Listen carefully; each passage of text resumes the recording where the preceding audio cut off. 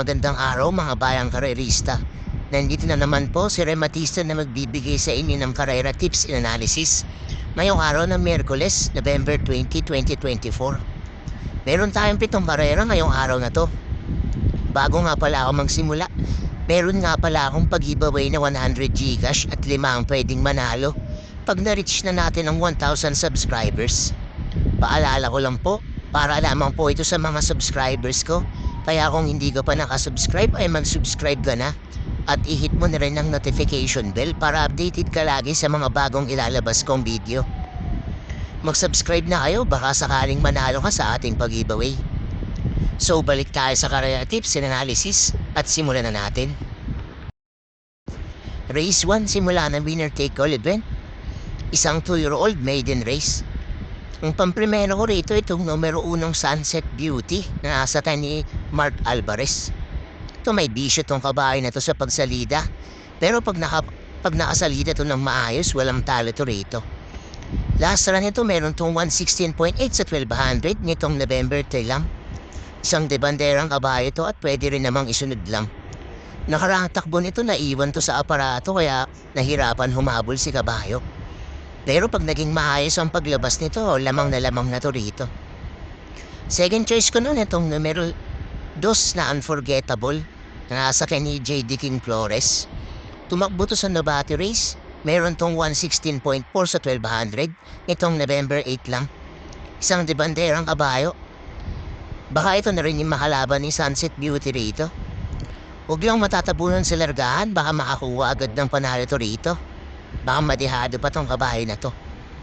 So first choice ko numero 1 Sunset Beauty. Second choice numero 2 Unforgettable.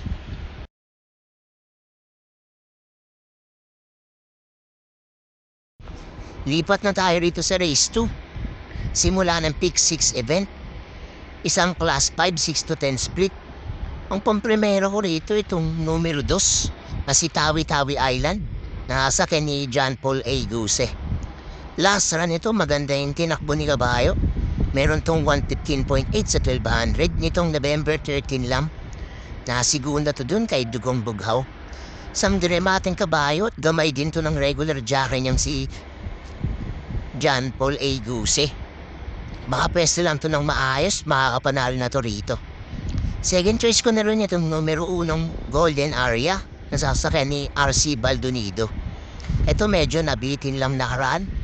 Last run nito meron tong 115.8 sa 1200 nitong November 15 lang. Isang debanderang kabayo at may remate rin tong kabayo na to. Sanay na rin to sa malakas na laban at maganda pa yung posisyon niya ngayon. Kaya hindi matatabunan at makakapwesto agad ng maayos. So first choice ko numero 2 Tawi-Tawi Island. Second choice numero 1 Golden Aria.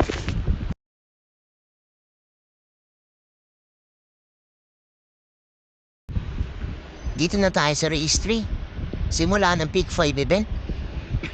Isang class 5 6 to 10 split. Ang pamprimero ko rito itong numero 1 Sneaky Eyes na nasa kay ni J.D. King Flores. Ito baka malimado to rito dahil kakapanalo lang nito nakaraan. Meron tong 116 flat sa 1200 nitong November 8 lang. Isang debanderang kabayo at pwede rin namang isunod lang dahil may remate rin tong kabayo na to. Tingin ko lamang na to rito sa race na to at maganda pa yung posisyon niya kaya hindi matatabunan sa largahan. Second choice ko nun itong numero 5 You Never Know na nasa kay ni C.S. Pare Jr. Tingin ko itong makakalaban ni Sneaky Eyes rito. Last win nito meron tong 130.8 sa 1400 noong September 28 pa. Isang diremating kabayo. Gamay na rin to ng jockey niyang si C.S. Pare. Tingin ko hahanap lang to ng tempo rito. So first choice ko numero 1 Sneaky Eyes. Second choice numero 5 You Never Know.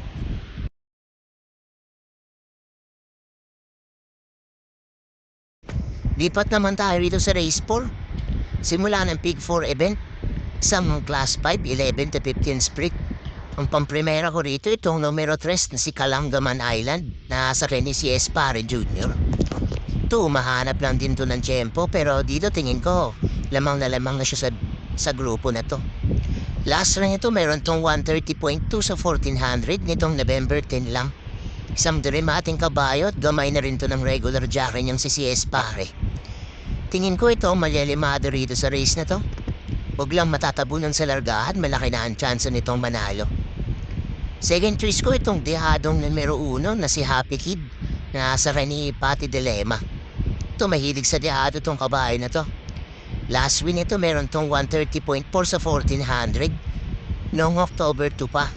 Isang di banderang kabayo at may remate rin tong kabayo na to. Ngayon susubukan sakyan ulit ni Jackie Patty Dilema. Maganda pa yung posisyon niya kaya makakapwesto to ng maayos. So first choice ko numero 3, Kalangaman Island. Second choice numero 1, Happy Kid.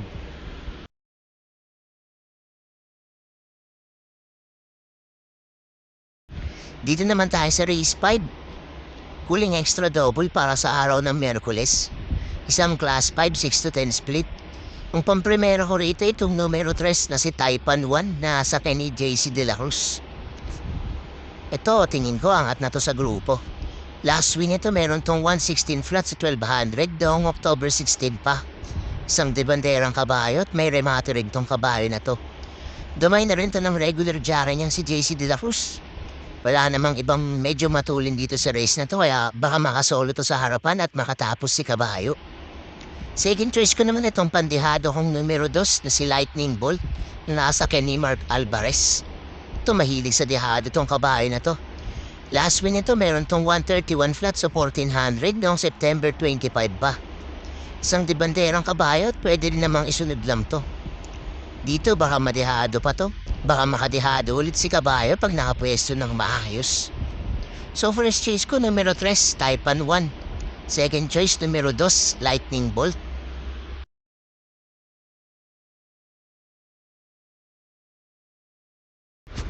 Lipat naman tayo rito sa race 6. Huling daily double para sa araw ng Miyerkules. Isang class 5, 11 to 15 split. Ang pamprimero ko rito itong numero 6 na si Noble Promise na nasa ni JMS Torque. Ito medyo maganda na yung pagkakapanalo last time. Meron tong 115.2 sa 1200 nitong October 29 lang. Isang debanderang kabayo at may remate rin tong kabayo na to. Dito tumaas na nga siya ng grupo pero tingin ko kakayanin niya pa naman to. Maganda pa yung posisyon niya kaya hindi matatabunan sa largahan. Second choice ko naman itong numero 4, Primero Soldado na sa ni R.A. Base. Ito medyo maganda na ulit yung tinatakbo ng kabayong to. Nanalo to. Meron tong 115 flat sa 1200 nitong November 6 lang. Isang dirimating kabayo at gamay din to ng regular jockey niyang si R.A. Base. Huwag lang matatabunan sa largahan baka makapanalo ulit tong kabayo na to. So first choice ko numero 6, Noble Promise. Second choice numero 4, Primero Soldado.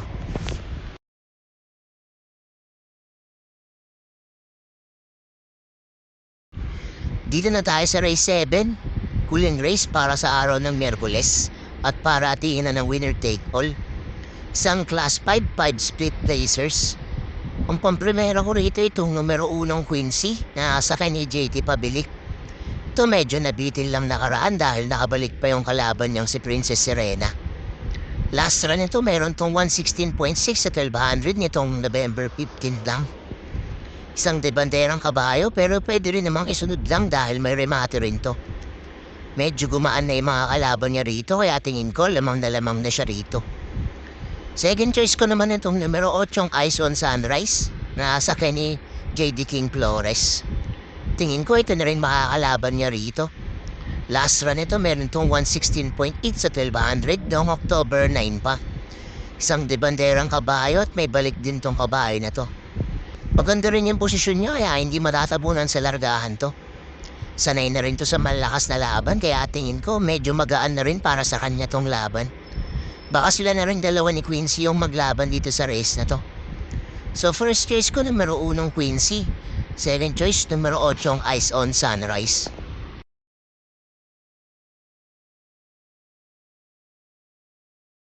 So doon nagtatapos ang ating karera tips and analysis para sa araw ng Miyerkules. Maraming salamat sa mga nanood at sana'y magsitama tayong lahat. God bless sa inyo mga bayang karerista.